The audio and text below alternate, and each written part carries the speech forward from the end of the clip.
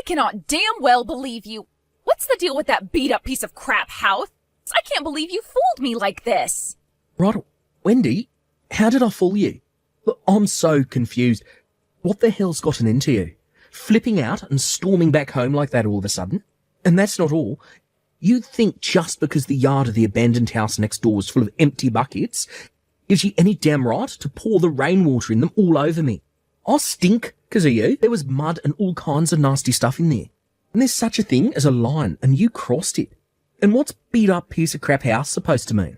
I'll call a spade, and a beat-up piece of crap house a beat-up piece of crap house.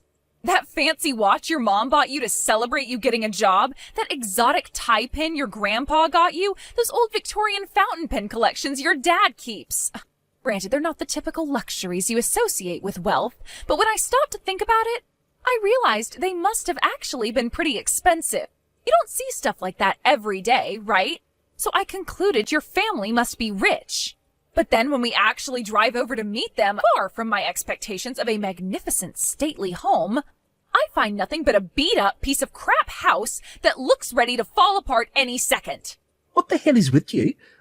Wait a sec. Let me get this straight, Wendy. Does this mean the only reason you dated me for 2 years was because you thought I was the son of a rich family? What's wrong with that?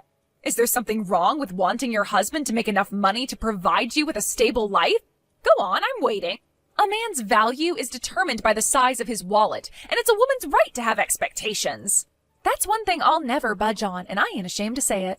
I'm not going to try and invalidate your views, because there are as many different ways of thinking as there are people in the world. But I have to draw the line at pretending you want to meet my parents as a pretext to scope out how much money they have. I only brought you along because I thought you were excited to meet them. What's worse, you barely even looked at the place for 5 minutes before deciding it wasn't up to whatever your standards is for what my parents' house is supposed to look like. Oh, believe me, Mark, I took a very good look. That's why I got pissed and went home. Scammer. Brokey. I don't understand you at all. No, I'm the one who doesn't understand you poverty-stricken broke loser. Me and you are so done. I'm breaking up with you. If you want to be in with a shot at putting a ring on this finger, I suggest you get a better job and start making more money. Oopsie, my bad. That's not going to be possible, is it? Who am I trying to fool? There's no way a broke loser raised in a piece of crap house like that could ever afford to have a beauty like me on his arm. I don't think of myself as poor at all, actually. Real wealth is on the inside, and I had a great upbringing full of love. You won't get any objections from me on the breakup. Real wealth is on the inside? Oh, God. What kind of fairy tales did those broke-ass parents of yours raise you on? Cringe. Wait, what? You don't care that I'm breaking up with you? Not in the least. It seems like you've been making all kinds of crazy misunderstandings about me, but one thing is for sure, our views on the world are totally different. Turn into a freaking fire-breathing dragon as soon as you see something you don't like.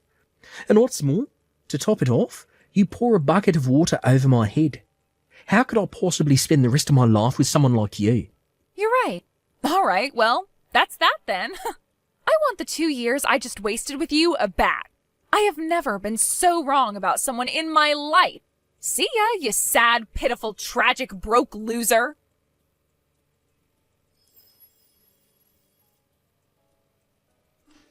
Hey, Mark. Has it already been 5 years? I have the weirdest feeling that time's passing both super fast and really slowly at the same time. I guess 5 years should have been sufficient for you to get your act together enough that you're finally worthy of putting a ring on my finger. That's great, babe.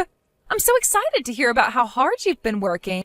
Well, where are you living these days?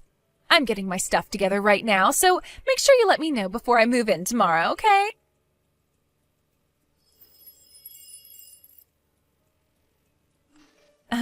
Mark? Like, hello? You gonna reply sometime? Tell me where you live already. You're not gonna leave your favorite person in the whole wide world hanging like this, are ya? After I so kindly went out of my way to message you after all this time? You do realize that normally in this situation, it's you who should be sending out the first olive branch? Hello? Tell me your new address already.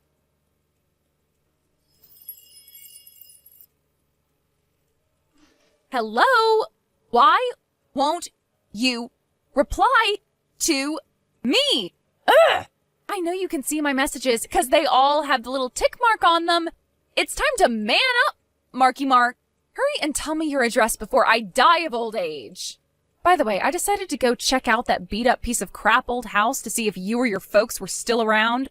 I was hoping maybe you were super rich now and it had been knocked down and had a big lavish mansion built in its place, across the whole area where those abandoned houses used to be. But sheesh, I was so disappointed when I realized it was just some regular detached house. Plus, I could see some young family through the window of what used to be your mom and dad's place. So, putting 2 and 2 together, I guess you all moved away? Hurry up and tell me your new address now! Now!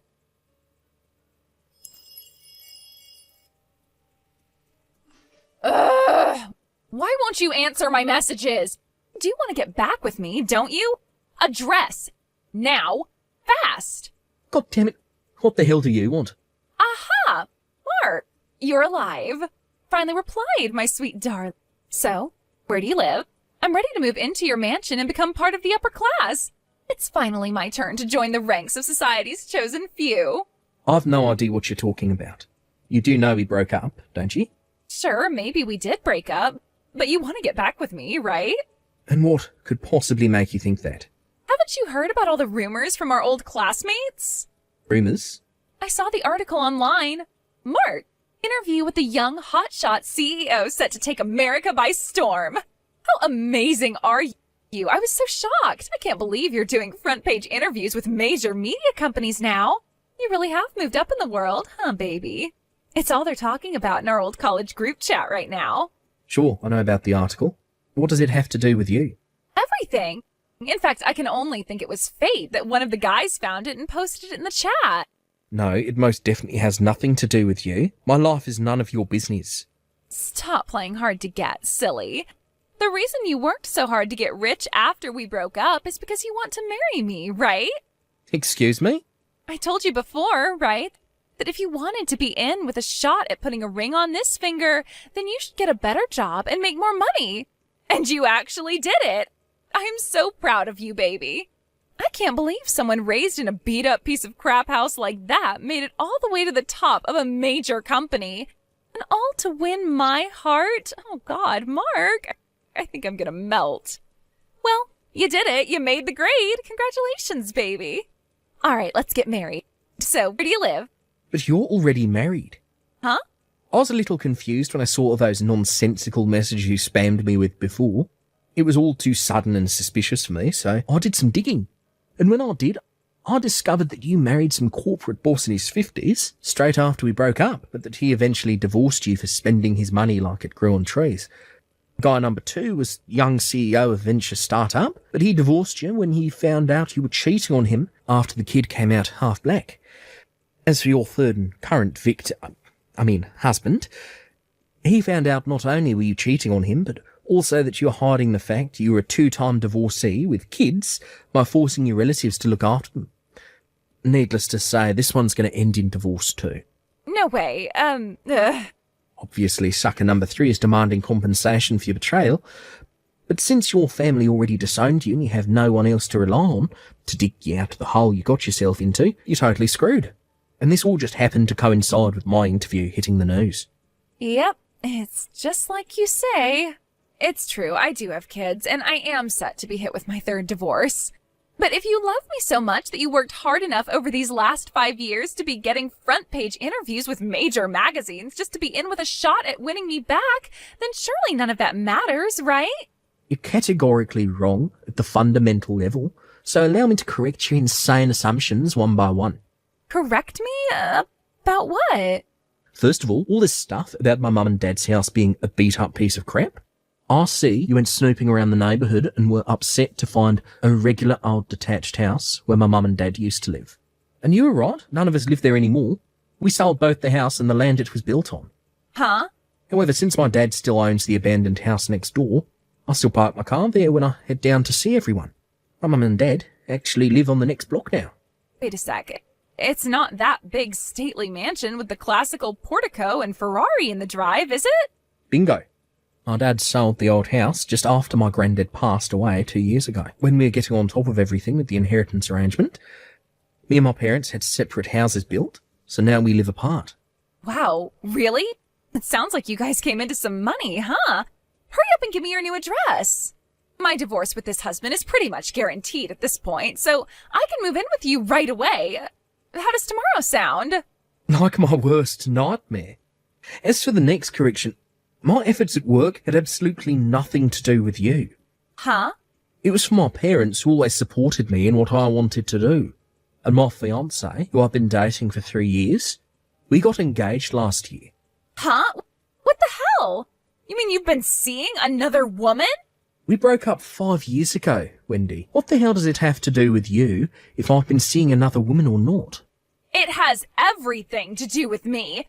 I'll do everything in my power to make sure this wedding is not allowed to go through. Mark my words.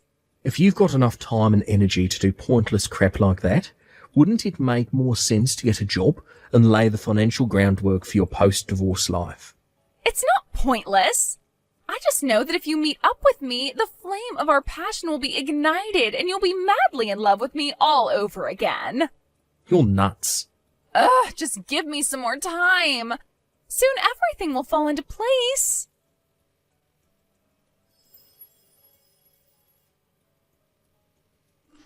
Mark, what's going on here? Are you telling me this isn't your wedding? Huh? Wedding? What are you talking about? I saw on your Insta page about a wedding today. I don't have an Insta page. Huh?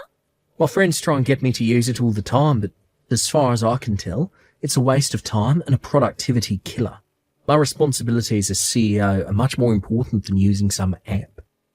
I can't afford to be careless with my time management with the company being set to make its next big break. And I don't see why I'd run the risk of one of our competitors picking up on my posts, or worse, ending up with an internet pitchfork mob after me over something stupid. Whose Insta was I looking at then? I don't know. Someone with the same name as me? Huh? I don't know then. No way. Is it really not you? You're not just playing hard to get like you always used to. Does the account have my face on it? Well, no. It's actually impressive you were so convinced it was me that you were wrong. Begging you, please. I just went to the wrong couple's wedding. Excuse me? You did what now? I was sure this Insta making all these wedding posts belonged to you, and they kept making posts with detailed info on the date and venue. I figured that was your romantic way of inviting me. But when I barged into the chapel in my wedding dress, I didn't recognize anybody. There was just some random couple standing at the altar, and everyone was staring at me. Ugh, it was horrible. They said I ruined their wedding, and now they're claiming I owe them money? How crazy is that? They say if I don't pay them compensation and cover the costs of the wedding, they'll take me to court. Are you a complete moron? Actually, don't answer that. What makes you think I'd help you? You're the one who ruined your own life by barging into a stranger's wedding, based on some nonsensical, deluded assumption. None of this crap has anything to do with me. Oh my god. You'd throw your fiancé away like this? Really? You still saying that? Oh, my fiancée is a different woman. And to be more precise, we're actually already married. Wait, what? We got married at the end of last month. She's not my fiancée, she's my wife. Last month? But you didn't tell me about it. Did I need to? Oh my god. Oh, give me a break already, Wendy. I'm so sick and tired of your crap, it's hard to put into words. This conversation is over. Bye. No, wait. Fine, if you're not gonna marry me, at least do something about all this money they're saying I owe them. Mark, please.